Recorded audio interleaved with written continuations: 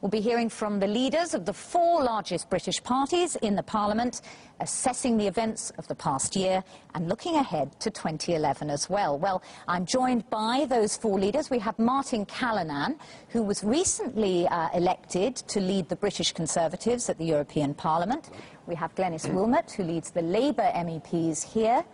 We have Fiona Hall, who is leader of the British Liberal Democrats, and Nigel Farage, who leads the UK Independence MEPs. Thanks all of you for joining me. Are you one of those that privately thinks that your Prime Minister went too far in accepting, for example, legislation on hedge fund managers, on financial supervisory bodies, even buckling and deserting that position for a freeze on the EU budget?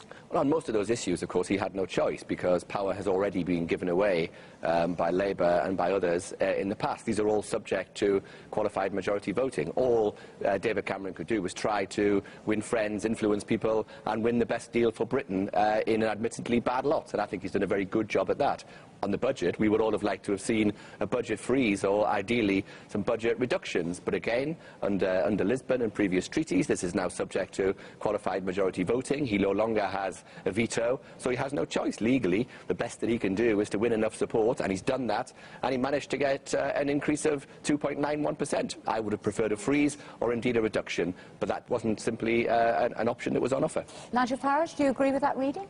Not a bit, no. Actually, this government has been really very enthusiastic for European integration. I mean, not only did this government accept the European External Action Service, but William Hague now goes around publicly eulogising about the need for the European Union to have a big, strong foreign policy. Now, that is a very big policy change. Similarly, with upgrades to the European arrest warrant, we saw Theresa May, the Home Secretary, quite enthusiastically telling the House of Commons that this was the next logical step to take. So, to make the argument that they just inherited all of this from the last Labour government is nonsense, and one thing you can say for certain is that Hague and Cameron are very popular in the European Union because they're just as integrationist, if not more so, than the previous Labour government.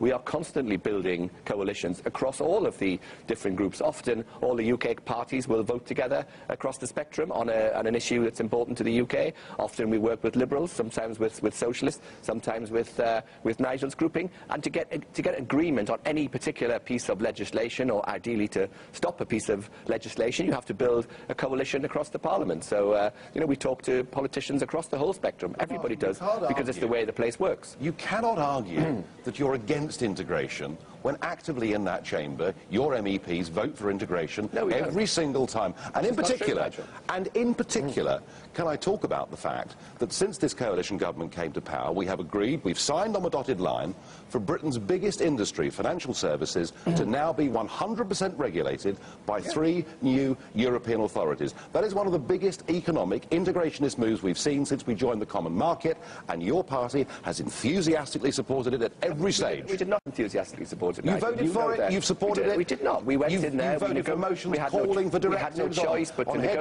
to negotiate on the subject because, again, it was subject to qualified majority voting, which is true. That's at the Council of Ministers. Forget that. It's subject to... But the problem is that your own backbenchers, though, I mean, obviously the UK Independence Party is going to attack. One area, though, where we're talking about, you know, splits or whatever, but one area where you all were fairly solid as British parties was on the budget, which, of course, got agreed in this last session.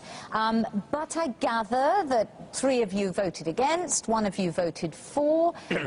How big an issue do you think this was, and how do you think it's going to develop in the next year, Nigel? Well, I mean, look, the form is, it doesn't actually matter how British MEPs vote on any issue because we can be outvoted, and here's another classic example. I think the fact is that at a time of austerity, at a time when the public across every country in Europe are perceiving cuts and rising unemployment, these institutions, with their own very, very dodgy accounts, which for the last 16 years have been queried by the auditors, once again are increasing the budget. It's gone up by 3%. I know some wanted it to be 6%, but, you know, this juggernaut just keeps on rolling. And I think money, the currency partly, but the sheer cost of the European Union is going to become a much bigger issue in British politics over the next 5 years, because we're going to see issues like the rebate, which Mr. Blair signed away, really beginning to kick in.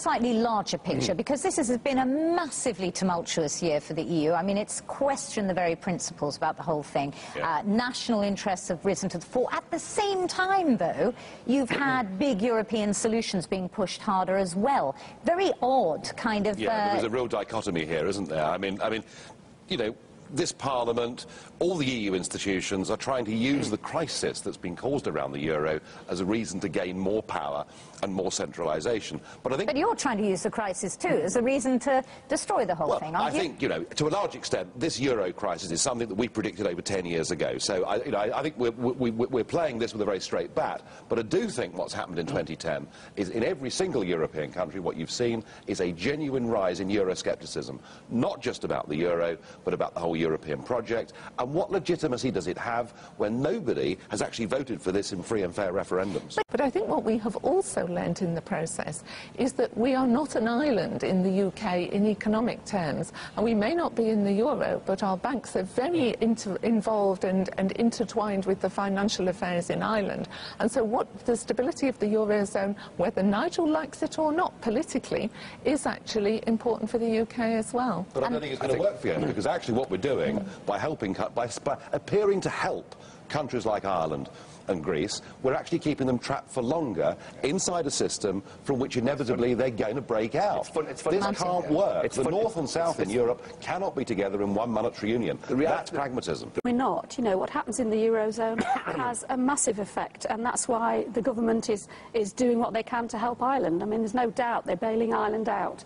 And that's because it's so important to us. And whatever you say, whether you're in or out of the Eurozone, you know, look at the amount of trade we have within the Eurozone. It's too important to fail. It's too important to fail. For us, even though we're not in the Eurozone, we have to... It's going to fail, Glenys. Ireland cannot stay in the euro. It won't be in the euro in 5 years' time, and we will have poured £7 billion, good money after bad. Now the Parliament has a say. The Citizens' Initiative that we voted on this week, people coming forward directly in order to ask for legislation.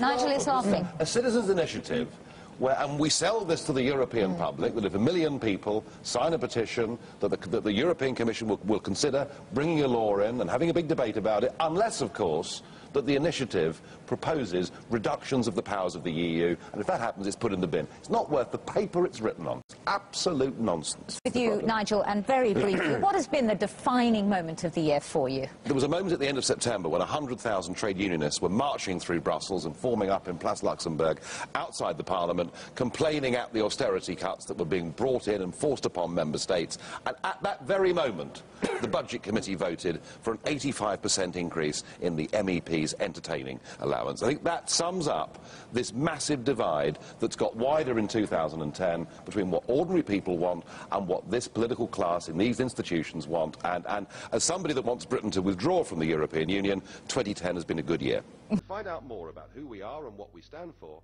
go to the UK Independence Party website at www.ukip.org.